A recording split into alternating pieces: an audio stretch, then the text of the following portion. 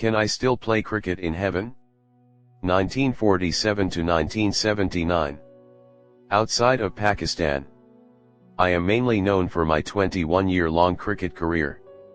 But in my home country, I am the head of a party that is battling to take on a political elite that has for more than 6 decades stymied this great country, depriving it of its God-given potential. Ruled alternately by military dictators like President Musharraf, or as a fiefdom by families like the Bhuttos and Sharifs. Pakistan has drifted far from the ideals of its founders, far from being the Islamic welfare state that was envisaged. Pakistan is a country where politics is a game of loot and plunder, and any challenger to the status quo, even somebody with my kind of public profile and popularity, can be suddenly arrested and threatened with violence. Founded as a homeland for Indian Muslims on the principle of the unifying qualities of Islam, it remains a fractured country. Kashmir, to the northeast, has been, since independence, the subject of a violent dispute between India and Pakistan, the region divided between the two. In the northwest, a civil war between the army and militants plagues the Pashtun heartlands of Khyber Pakhtunkhwa and FATA, the federally administered tribal areas.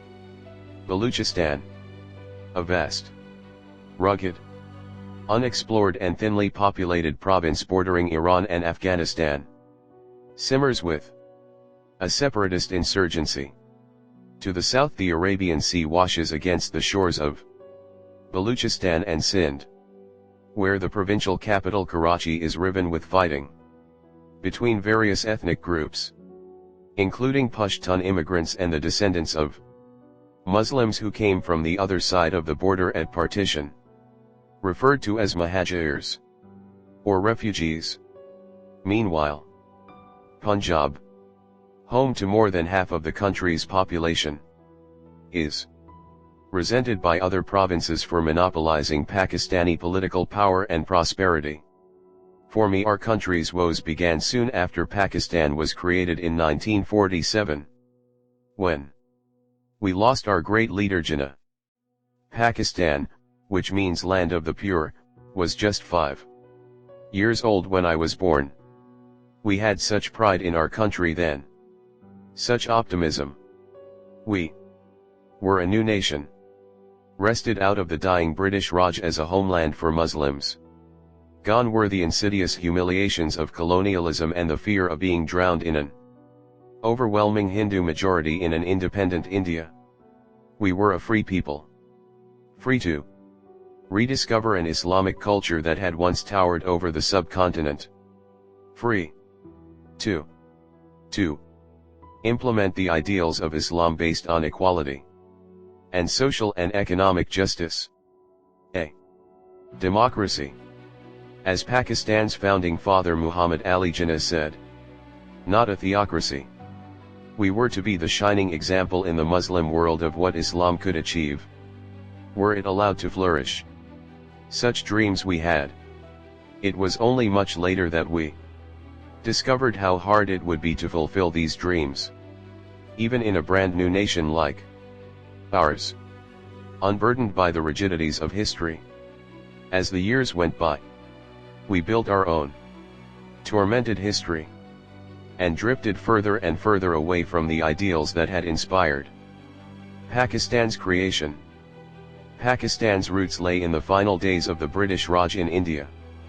Before then, the territory, roughly defined as the Punjab, the northwest frontier province, the coastline on the Arabian Sea of Sindh province and Baluchistan, had not been defined as Pakistan but, over the centuries, became first part of one empire and then another.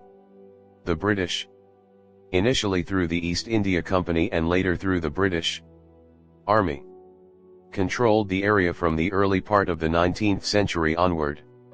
From the 1880s, though, the aim for millions of people throughout the subcontinent who wanted self-determination was the end of British rule.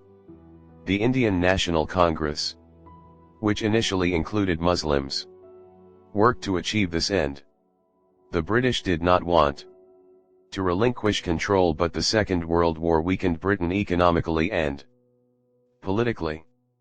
And by then the empire on which the sun never sets was in its twilight years.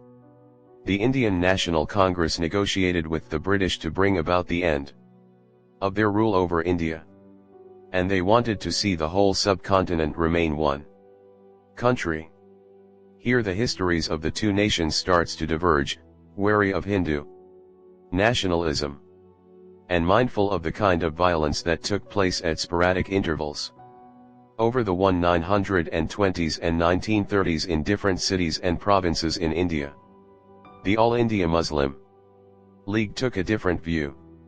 As part of this league, two men in particular were fundamental in the foundation of Pakistan: Jinnah and Allama Muhammad Iqbal.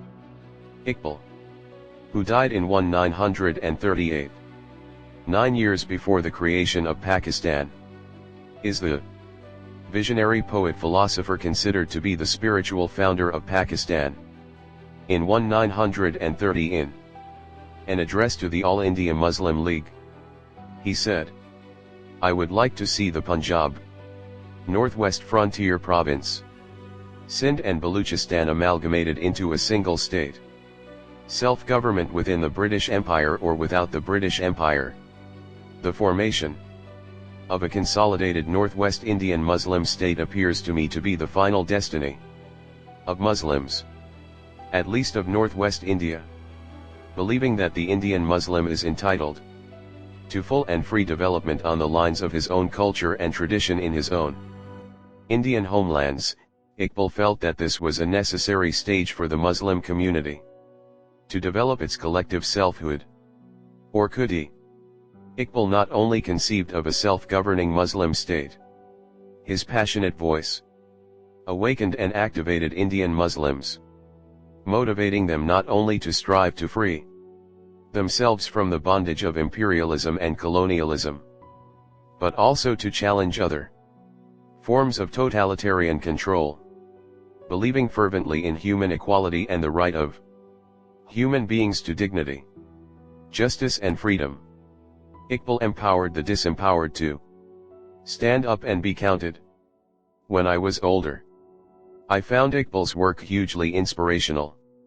He argued against an unquestioning acceptance of Western democracy as the self-governing model, and instead suggested that by following the rules of Islam a society would tend naturally towards social justice, tolerance, peace and equality. Iqbal's interpretation of Islam differs very widely from the narrow meaning that is sometimes given to it. For Iqbal, Islam is not just the name for certain beliefs and forms of worship. The difference between a Muslim and a non-Muslim is not merely a theological one, it is a difference of a fundamental attitude towards life. Iqbal considered pride in one's lineage or caste to be one of the major reasons for the downfall of Muslims. In his view, in Islam, based on the principles of equality, solidarity and freedom, there was no hierarchy or aristocracy, and the criterion for assessing the merit of human beings was taqwa, righteousness. As Prophet Muhammad, peace be upon him, said, "The noblest of human beings are those who fear God most." In other words, those who are humane and just. Because when you fear God you believe you are accountable to him and must act accordingly. To Iqbal, the culture of Islam did not consist of the actual cultural practices of Muslims. It was an ideal value system, based upon the ethical principles enshrined in the Quran. He believed that Islam provided the guidance needed by human beings to realize their God-given potential to the fullest. In his philosophy of khudi, Iqbal presented his blueprint for action that would lead to intellectually sound, ethically based, and spiritually grounded development of individuals and communities. Iqbal and others such as Sir Syed Ahmad Khan, 1817–1898, who urged Muslims to obtain a Western education and established the Aligarh University for this purpose, argued that this vision of an ideal society could never be achieved as long as Muslims remained in a minority in a Hindu-dominated India. It was not only that India, with its caste system and social inequalities, was the antithesis of everything they wanted. It was also that such a bold experiment of recreating the ideals of Islam could never be achieved in a country where Muslims were in the minority. At the time, much of the Islamic world was under European colonial rule, and realizing the promise of Islam required a country, or at least a state within India where Muslims would have the opportunity to live according to the highest ethical ideals and best practices of their faith. When Iqbal died in 1938, my father was one of the many who attended his funeral. It was left to the lawyer-politician Muhammad Ali Jinnah to create that country. Iqbal was an idealist, but he offered concrete guidance to Muslims about how to live a life grounded in the integrated vision of the Quran. Jinnah also combined idealism with pragmatism, somewhat formal and fastidious, and a little aloof and imperious of manner. His calm hauteur masks a naive and eager humanity, an intuition quick and tender, a humor gay and winning, the obvious sanity and serenity of his worldly wisdom disguise a shy and splendid idealism, wrote Sarojini Naidu, the first woman to become president of the Congress Party. Jinnah had originally been a member of the Indian Congress Party and an ambassador of Hindu-Muslim understanding, committed to a united India. Yet he had fallen out with Mohandas Gandhi. When the Islamic Caliphate finally collapsed in Turkey after the First World War, it was Gandhi who led the protests for its restoration, seeing in this a way of challenging the British. Jinnah opposed the movement. He also disliked Congress leader Jawaharlal Nehru, who he felt had used his closeness to Britain's Viceroy of India, Louis Mountbatten, to outmaneuver India's Muslims in their fight for political power. Mountbatten in turn had no patience for the legal constitutional niceties put forward by Jinnah to seek special electorates to safeguard the interests of the Muslims. Mountbatten's wife, Edwina, was so close to Nehru that many Pakistanis afterwards believed they had had an affair, which turned British policy in favor of the Hindus. Muhammad Ali Jinnah, Jawaharlal Nehru, Mohandas Gandhi, and Congress member Maulana Abul Kalam Azad, a Muslim leader of the Indian National Congress, who later became education minister in India's government, were four giants of the independence movement, even if they had their own idea of what freedom meant for the people of India. Even Gandhi and Jinnah, despite their differences, held views in common. Both believed that their new countries were not secular ones but ones in which religion would play an important role. Gandhi said, "Those who say religion has nothing to do with politics do not know what religion is," as he thought that politics without religion would be immoral, while Jinnah, some years later in a speech to the State Bank of Pakistan in 1948, reiterated that we must present to the world an economic system based on the true Islamic concept of equality of manhood and social justice. We will thereby be fulfilling our mission as Muslims. Both Jinnah and Gandhi believed that it was the compassion preached by every religion that could become a counterweight to materialism. Anti-British unity fractured after the Caliphate movement, and from the late 1920s.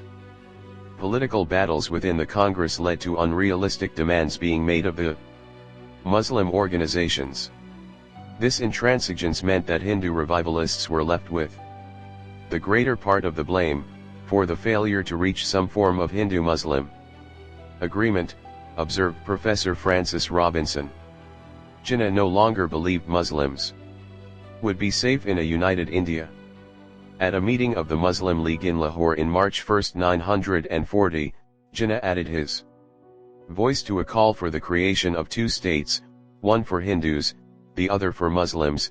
It is extremely difficult to appreciate why our Hindu friends fail to understand the real nature of Islam and Hinduism.